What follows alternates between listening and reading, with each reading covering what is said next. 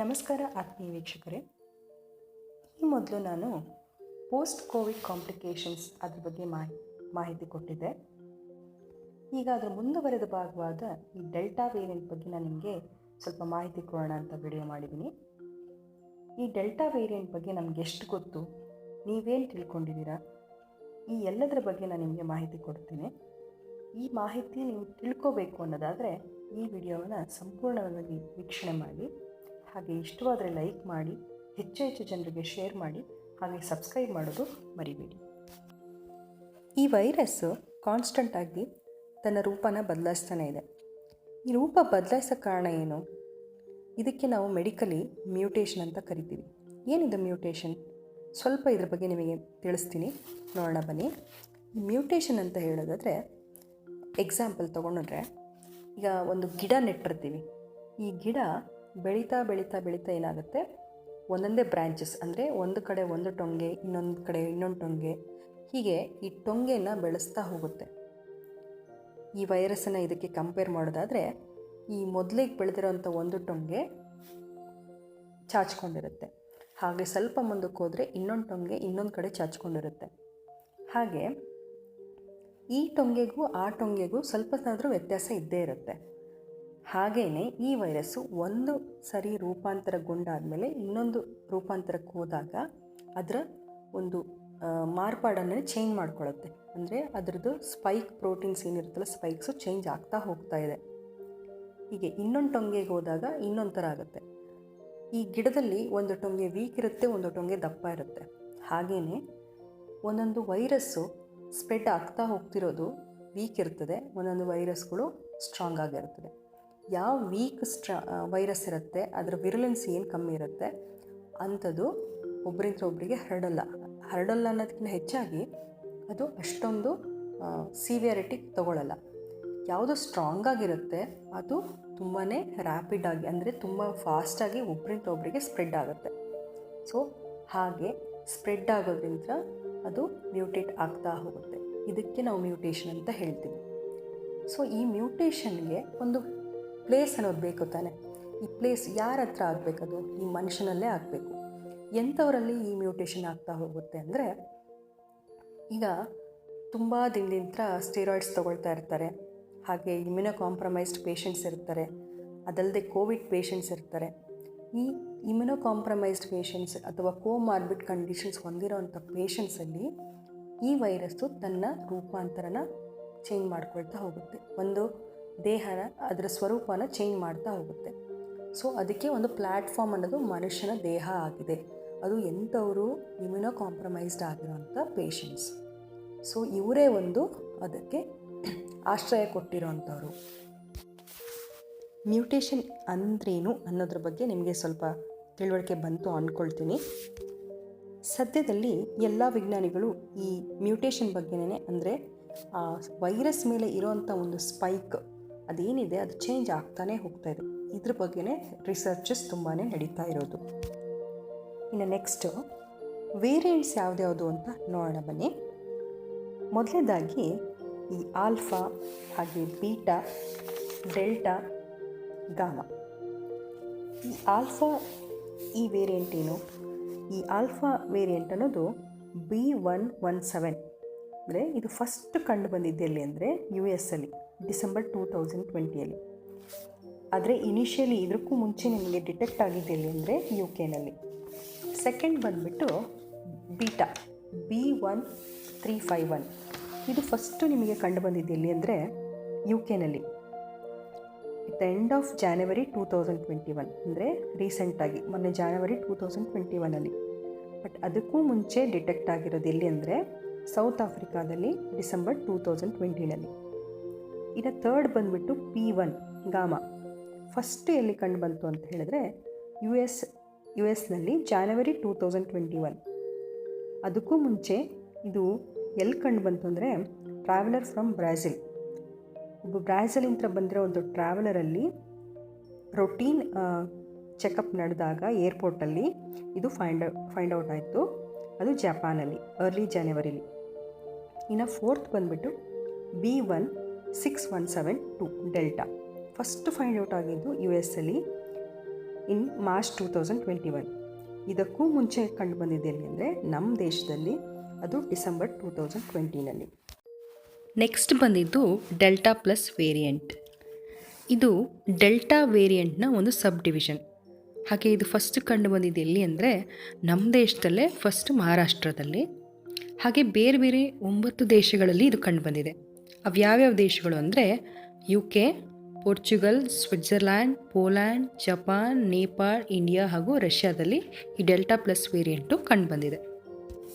ಇದು delta variant sub lineage of B1617 virus. Delta variant number ಬಂದುಬಿಟ್ಟು B16172. ಅರ್ಥ ಮಾಡ್ಕೊಳ್ಳಿ, ಸಬ್ ಲೈನೇಜ್ದು B1617. ಹಾಗೆ ಡೆಲ್ಟಾ ವೇರಿಯಂಟ್ ಏನಂದರೆ B16172. 2 is the next variation. ಇದು ಮೋಸ್ಟ್ ಟ್ರಾನ್ಸ್ಮಿಸಬಲ್ ದೆನ್ ಅದರ್ ಅಂತಂದರೆ ಇದು ತುಂಬಾ ಬೇಗ ಸ್ಪ್ರೆಡ್ ಆಗೋದ್ರಿಂದ ಇದನ್ನು WHO ಇದಕ್ಕೆ ಏನು ಹೆಸರು ಕೊಡ್ತು ಅಂದರೆ ವೇರಿಯಂಟ್ ಆಫ್ ಕನ್ಸರ್ನ್ ಅಂತ ಕರೀತು. ಸೊ VOC ಅನ್ನೋ ಲಿಸ್ಟಲ್ಲಿ ಈ ಡೆಲ್ಟಾ ವೇರಿಯಂಟ್ನ ಸೇರಿಸ್ಕೊಳ್ತು. ಯಾಕಂದರೆ ಇದು ಬೇಗನೆ ಸ್ಪ್ರೆಡ್ ಆಗೋವಂಥ ಒಂದು ವೈರಸ್ ಆಗಿರೋದ್ರಿಂದ ಇದನ್ನು VOC ಅಂತ ಕರೀತು. ಹಾಗೆ ಸಿಂಪ್ಟಮ್ಸ್ ಕೂಡ ಸೀರಿಯಸ್ ಆಗಿ ಕಂಡಿರೋದ್ರಿಂದ ಇದು VOC ಲಿಸ್ಟಲ್ಲಿ ಸೇರಿಕೊಳ್ಳುತ್ತೆ. ಇನ್ನು ನೆಕ್ಸ್ಟ್ ವೇರಿಯಂಟ್ ಯಾವುದು ಅಂದರೆ ಕಪ್ಪಾ ವೇರಿಯಂಟ್. ಇದಕ್ಕೆ ಇನ್ನೊಂದು ಹೆಸರು ಏನು ಅಂತ ಹೇಳಿದ್ರೆ B11671. ಫಸ್ಟ್ ಕಂಡು ಬಂದಿರೋದೇನು ಎಲ್ಲಿ ಅಂದರೆ ಇದು ಇಂಡಿಯಾದಲ್ಲೇ ಅಕ್ಟೋಬರ್ 2020ಯಲ್ಲಿ. ಇದು double mutant strain of corona virus. ಅಂದರೆ ಕೊರೋನಾ ವೈರಸ್ 2 ಸ್ಟ್ರೇನಿಂದ ಮ್ಯೂಟೇಟ್ ಆಗಿರೋದು. E484Q mutation and L452R mutation ಇಂದ ಈ ಕಪ್ಪಾ ವೇರಿಯಂಟ್ ಬಂದಿರೋದು. ಹಾಗೆ ಮ್ಯೂಟೇಷನ್ ಫಸ್ಟು ಐಡೆಂಟಿಫೈ ಆಗಿರೋದು ಬ್ರೆಜಿಲಿಯನ್ ಆ್ಯಂಡ್ ಸೌತ್ ಆಫ್ರಿಕಾದಲ್ಲಿ. ಇದರದ್ದು ಕಾಂಪ್ಲೆಕ್ಸ್ ನೇಚರ್ ಇರೋದ್ರಿಂದ ಇಂಡಿಯಾದಲ್ಲಿ ತುಂಬ ಕಾಂಪ್ಲೆಕ್ಸ್ ನೇಚರಲ್ಲಿ ಕಂಡು ಬಂದಿರೋದ್ರಿಂದ ಇದನ್ನು ವೇರಿಯಂಟ್ ಆಫ್ ಇಂಟ್ರೆಸ್ಟ್ ಅಂತ ಕರೆದ್ರು. ಸೊ ಡೆಲ್ಟಾ ವೇರಿಯಂಟನ್ನು VOC ಲಿಸ್ಟಲ್ಲಿ ತೊಗೊಂಡ್ರೆ ಇದರ ಕಪ್ಪಾ ವೇರಿಯಂಟ್ನ VOIಗೆ ಲಿಸ್ಟಲ್ಲಿ ತಗೊಳ್ತಾರೆ. ಸೊ ವೇರಿಯಂಟ್ ಆಫ್ ಇಂಟ್ರೆಸ್ಟ್ ಲಿಸ್ಟಲ್ಲಿ ಇದು ಕಪ್ಪಾ ವೇರಿಯಂಟ್ ಬರುತ್ತೆ. ನೆಕ್ಸ್ಟ್ ವೇರಿಯಂಟ್ ಯಾವುದು ಅಂದರೆ ಲ್ಯಾಂಬ್ಡಾ ವೇರಿಯಂಟ್. ಈ ಲ್ಯಾಂಬ್ಡಾ ವೇರಿಯಂಟನ್ನು WHO ವೇರಿಯಂಟ್ ಆಫ್ ಇಂಟ್ರೆಸ್ಟ್ ಲಿಸ್ಟಲ್ಲಿ ಹಾಕ್ತು. ಫಸ್ಟು ಒರಿಜಿನೇಟ್ ಆಗಿರೋದು ಪೆರುದಲ್ಲಿ. ಈ 4 ವಾರದಿಂದ ಮುಂಚೆಯಿಂದ ಈ 30 ಕಂಟ್ರೀಸಲ್ಲಿ ಈ ಲ್ಯಾಂಬ್ಡಾ ವೇರಿಯಂಟ್ ಕಾಣ್ತಾ ಹೋಗ್ತಾ ಇದೆ. ಹೆಚ್ಚಾಗಿ ಕಂಡು ಬಂದಿರೋದು ಸೌತ್ ಅಮೇರಿಕಾದಲ್ಲಿ. ಇಂಡಿಯಾದಲ್ಲಿ ಇನ್ನೂ ಈ ವೇರಿಯಂಟ್ ಕಂಡು ಬಂದಿಲ್ಲ. ಇದು ಹೇಗೆ ಫಾರ್ಮ್ ಆಯಿತು ಅಂದರೆ ಈ L452Q ಹಾಗೆ F490S ಇದ್ರ ಆಲ್ಟ್ರೇಷನಿಂದ ಈ ಲ್ಯಾಂಬ್ಡಾ ವೇರಿಯಂಟ್ ಫಾರ್ಮ್ ಆಗಿದೆ. ರೀಸೆಂಟಾಗಿ ಇದು ಕಂಡು ಬಂದಿರೋದ್ರಿಂದ ಇದರ ಸಿವಿಯರಿಟಿ ಬಗ್ಗೆ ಹಾಗೂ ಹೇಗೆ ಟ್ರೀಟ್ಮೆಂಟ್ ಇದು ರೆಸ್ಪಾಂಡ್ ಮಾಡುತ್ತೆ ಅನ್ನೋದ್ರ ಬಗ್ಗೆ ಅಷ್ಟೊಂದು ಮಾಹಿತಿ ದೊರಕಿರೋದಿಲ್ಲ. ಇನ್ನು ಥರ್ಡ್ ವೇವ್ ಆಫ್ ಕೊರೋನಾ, 3ನೇ ಅಲೆ. ಏನಿದು 3ನೇ ಅಲೆ ವೇವ್? ಇದ್ರ ಬಗ್ಗೆ ನಿಮಗೆ ಸ್ವಲ್ಪ ಎಕ್ಸ್ಪ್ಲೇನ್ ಮಾಡ್ತೀನಿ.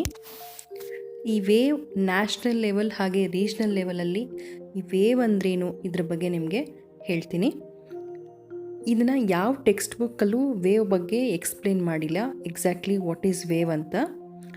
ವೇವ್ ಟರ್ಮನ್ನು ಜನರಲಿ ಯೂಸ್ ಮಾಡೋದು ಏಕೆ ಅಂದರೆ ಈ ನಾವು ಗ್ರಾಫನ್ನು ಹಾಕಿದಾಗ ಅಂದರೆ it describes rising and declining trends of infections. ಅಂದರೆ ಒಂದು ಲೆವೆಲಲ್ಲಿ ತುಂಬ ಪೀಕಿಗೆ ಹೋಗುತ್ತೆ, ಆ ಪೀಕ್ ರೀಚ್ ಆದಮೇಲೆ ಮತ್ತೆ ಡಿಕ್ಲೈನ್ ಆಗ್ತಾ ಹೋಗುತ್ತೆ.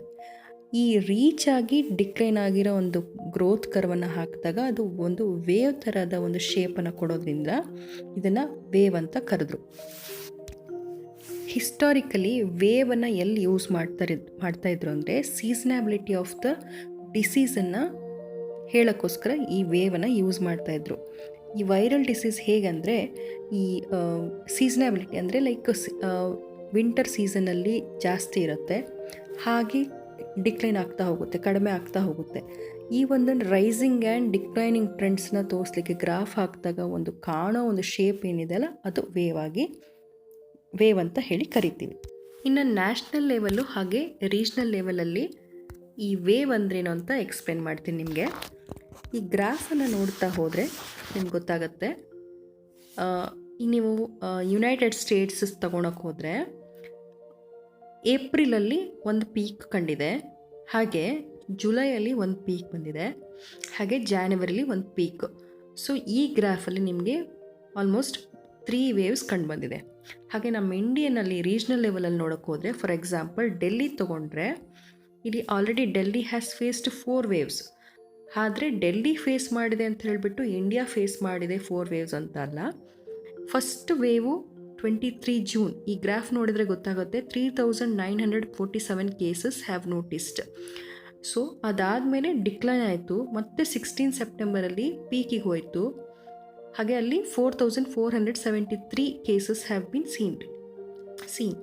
ಸೊ ನಿಮಗೆ ಏನಾಯಿತು, ಅಲ್ಲಿ ಒಂದು ಪೀಕ್ ಕಾಣಿಸುತ್ತೆ. ನೆಕ್ಸ್ಟ್ 11th ನವೆಂಬರ್ವರೆಗೂ ಮತ್ತೆ ಪೀಕ್ ಹೋಗುತ್ತೆ, ಅದಾದಮೇಲೆ ಮತ್ತೆ ಡಿಕ್ರೀಸ್ ಆಗ್ತಾ ಹೋಗುತ್ತೆ, 20th ಏಪ್ರಿಲ್ಗೆ ರೀಚ್ ಆಗುತ್ತೆ ಪೀಕ್ ಲೆವೆಲ್ನ. ಸೊ ಈ 4 ವೇವ್ಸು ಪೀಕ್ 4 ಪೀಕು ಕಂಡಿರೋದ್ರಿಂದ 4 ವೇವ್ಸು ನಿಮಗೆ ಕಾಣಿಸ್ತಾ ಇದೆ ಈ ಗ್ರಾಫಲ್ಲಿ.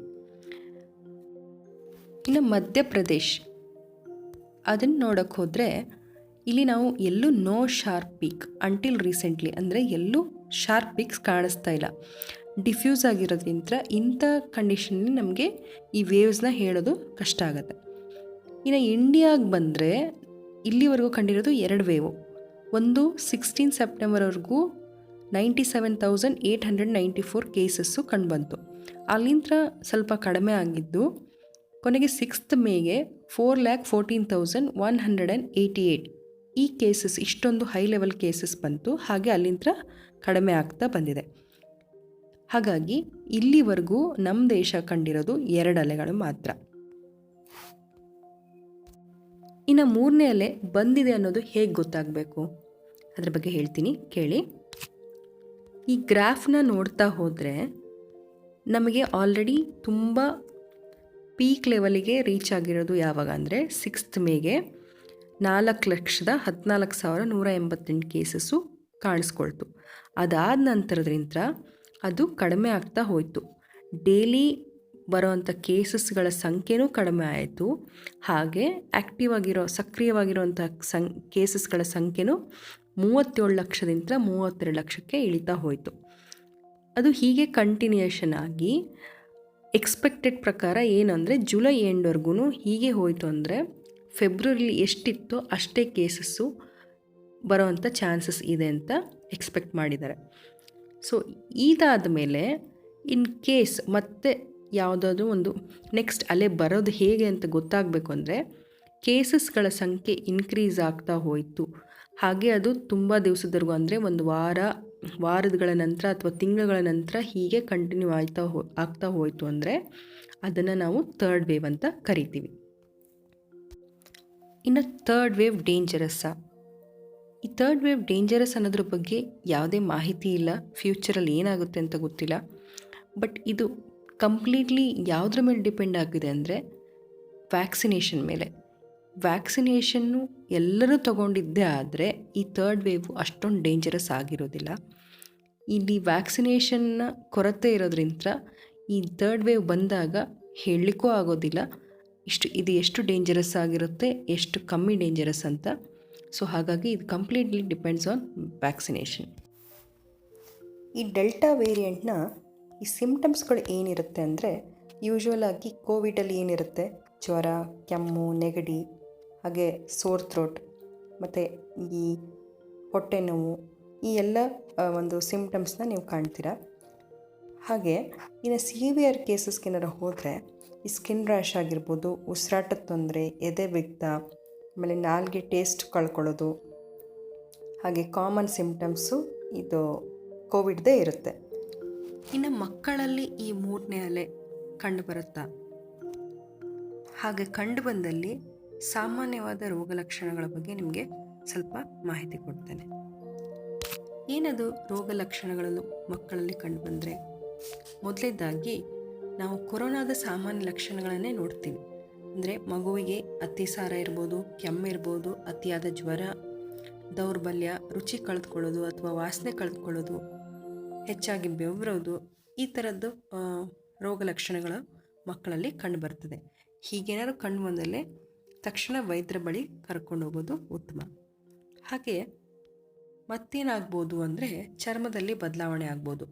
ಲೈಕ್ ಉಸಿರಾಟದ ತೊಂದರೆ ಏನಾದ್ರು ಇದ್ದರೆ ಮಗುಗೆ ಈ ಚರ್ಮ ನೀಲಿ ಬಣ್ಣಕ್ಕೆ ತಿರುಗೋದು ಕಾಣಿಸ್ಕೊಳ್ತದೆ. ಇದು ತೀವ್ರವಾಗಿದ್ದರೆ ಬೇದಿ, ಹೊಟ್ಟೆ ನೋವು ಅಥವಾ ವಾಂತಿ, ಕಿರಿಕಿರಿ ಉಂಟಾಗೋದು ಇವೆಲ್ಲ ಕಂಡುಬರ್ತದೆ.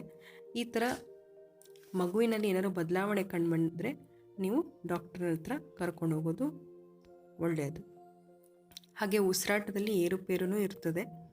ಉಸಿರಾಟದಲ್ಲಿ ಏರುಪೇರು ಅಂದರೆ ನೀವು ದಿನನಿತ್ಯ ಚಟುವಟಿಕೆಯಲ್ಲಿ ಏನಾದರೂ ತೊಂದರೆ ಕಂಡುಬಂದರೆ, ಎದೆಯ ಕ್ಷಿಪ್ರ ಚಲನೆ ಅಥವಾ ಮಲಗಿರೋ ಸ್ಥಾನದಲ್ಲಿ ಕೆಮ್ಮು, ನಿದ್ರೆಯ ಗುಣಮಟ್ಟ ಕಮ್ಮಿ ಆಗೋದು, ಆಹಾರ ನುಂಗುವಾಗ ತೊಂದರೆ ಆಗೋದು, ಈ ಥರ ಉಸಿರಾಟದ ತೊಂದರೆ ಮೊದಲಾದವಳು ನೀವು ಗಮನಿಸಬೇಕಾಗುತ್ತದೆ. ಇನ್ ಕೇಸ್ ಈ ಥರದ ಸಮಸ್ಯೆಗಳು ಕಂಡುಬಂದಲ್ಲಿ ನೀವು ತಕ್ಷಣ ವೈದ್ಯರನ್ನು ಕಾಣಬೇಕಾಗುತ್ತೆ. ಹಾಗೆ ಮಕ್ಕಳಲ್ಲಿ ದೈಹಿಕ ಅಥವಾ ಮಾನಸಿಕ ಸಮಸ್ಯೆಯೂ ಕಂಡುಬರಬಹುದು. ಯಾವುದಾದ್ರೂ ಮಕ್ಕಳಲ್ಲಿ ಮಾನಸಿಕ ದೌರ್ಬಲ್ಯ ಅಥವಾ ದೈಹಿಕ ದೌರ್ಬಲ್ಯ ಇದ್ದವರಲ್ಲಿ ರೋಗ ನಿರೋಧಕ ಶಕ್ತಿ ಅದು ತುಂಬಾ ಕಮ್ಮಿ ಆಗಿರೋದ್ರಿಂದ ಮಕ್ಕಳಲ್ಲಿ ಈ ಕೋವಿಡ್ ಬೇಗನೆ ತಗುಲೋ ಸಾಧ್ಯತೆ ಇರ್ತದೆ. ಹಾಗೆ ಈ ವಾಂತಿ, ಅಜೀರ್ಣ ಅಥವಾ ಉಸಿರಾಟದ ತೊಂದರೆ, ಈ ಥರ ಇನ್ಫ್ಲಮೇಟ್ರಿ ಸಿಸ್ಟಮ್ ಕಂಡೀಷನ್ ಅಂತ ಹೇಳ್ತೀವಿ. ಈ ಥರದ್ದೇನಾದ್ರು ಸಮಸ್ಯೆಗಳು ಕಂಡುಬಂದಲ್ಲಿ ನೀವು ತಕ್ಷಣ ವೈದ್ಯರನ್ನು ಭೇಟಿ ಮಾಡಬೇಕಾಗತ್ತೆ. ಹೀಗೆ ಸುಮಾರಷ್ಟು ವೇರಿಯಂಟ್ಸ್ಗಳು ಕಂಡುಬಂದಿದೆ. ಆ variants of interest, variants of concerns according to WHO variants of concern ಲಿಸ್ಟಲ್ಲಿ ಬರೋ ಯಾವ್ಯಾವುದು ಅಂದರೆ ಆಲ್ಫಾ, ಲೈನೇಜ್ B117, ಹಾಗೆ B117 ವಿತ್ E484K ಅನ್ನೋ variant, delta variant that is lineage B16172 already ಹೇಳಿದ್ದೀನಿ.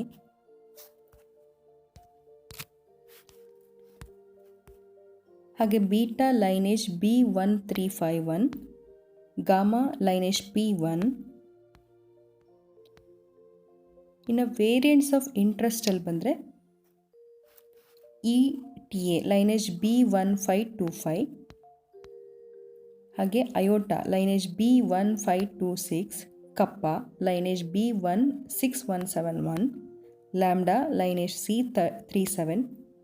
ಈ ಎಲ್ಲವೂ ನಿಮಗೆ ವೇರಿಯಂಟ್ಸ್ ಆಫ್ ಇಂಟ್ರೆಸ್ಟಲ್ಲಿ ಕಾಣಿಸ್ಕೊಳ್ಳುತ್ತೆ. ಹಾಗೆ R1 lineage B11207, lineage B1620, ಈ ಎಲ್ಲವೂ ವೇರಿಯಂಟ್ಸ್ ಆಫ್ ಇಂಟ್ರೆಸ್ಟಲ್ಲೇ ಬರೋ ಅಂಥದ್ದು. ಹೀಗೆ ಸುಮಾರಷ್ಟು ರಿಸರ್ಚಸ್ ಈ ವೇರಿಯಂಟ್ಸ್ ಬಗ್ಗೆ ನಡೀತಾ ಇರೋದ್ರಿಂದ ಈ ಕರೆಂಟಾಗಿ delta variant, delta plus variant, ಹಾಗೆ ಲ್ಯಾಂಬ್ಡಾ, ಈ ಎಲ್ಲ ವೇರಿಯಂಟ್ಗಳು ಬೇರೆ ಬೇರೆ ದೇಶಗಳಲ್ಲಿ ಕಂಡು ಬರ್ತಾ ಇದೆ. ಈ ಎಲ್ಲ ವೇರಿಯಂಟ್ಗಳು ಸ್ಪ್ರೆಡ್ ಆಗ್ತಾ ಇರೋದು ನಾವು ಈ ಒಂದು ರೂಲ್ಸನ್ನು ಫಾಲೋ ಮಾಡದೇ ಇರೋದ್ರಿಂದ ಈ ಎಲ್ಲ ವೇರಿಯಂಟ್ಸ್ಗಳು ಸ್ಪ್ರೆಡ್ ಆಗ್ತಾ ಇದೆ. ಆದಷ್ಟು ನಾವು ಎಲ್ಲ ಈ ರೂಲ್ಸ್ಗಳನ್ನು ಫಾಲೋ ಮಾಡಿ ಈ ಕೋವಿಡ್ ಸ್ಪ್ರೆಡ್ ಆಗದೇ ಇರೋ ರೀತಿ ನೋಡ್ಕೊಳ್ಬೇಕಾಗಿದೆ. 20 ಸೆಕೆಂಡುಗಳ ಕಾಲ ಸೋಪಿಂದ ಕೈ ವಾಶ್ ಮಾಡೋದು ಮರಿಬಾರ್ದು. ಹಾಗೆ ಈ ವ್ಯಾಕ್ಸಿನ್ ಹಾಕಿಸ್ಕೊಳ್ಳೋದು ಮಾತ್ರ ಮರಿಬಾರ್ದು. ಮಸ್ಟ್ ಆ್ಯಂಡ್ ಶುಡ್ಡು ನಾವು ಮಾಸ್ಕನ್ನು ಧರಿಸಲೇಬೇಕು. ಹಾಗೆ ಒಬ್ಬರಿಂದ ಮತ್ತೊಬ್ಬರ ನಡುವೆ ಅಂತರವನ್ನು ಕಾಪಾಡಿಕೊಳ್ಳೇಬೇಕು. ಈ ರೂಲ್ಸನ್ನು ನಾವು ಫಾಲೋ ಮಾಡಿದ್ದೇ ಆದರೆ ಈ ಡೆಲ್ಟಾ ವೇರಿಯಂಟ್ ಅಲ್ಲ, ಇನ್ನು ಯಾವುದೇ ವೇರಿಯಂಟ್ ಬಂದ್ರೂ ನಾವು ತಡೆಗಟ್ಕೊಂಡು ಇದು ಸ್ಪ್ರೆಡ್ ಆಗದಾಗೆ ನೋಡ್ಕೊಳ್ಬೋದು.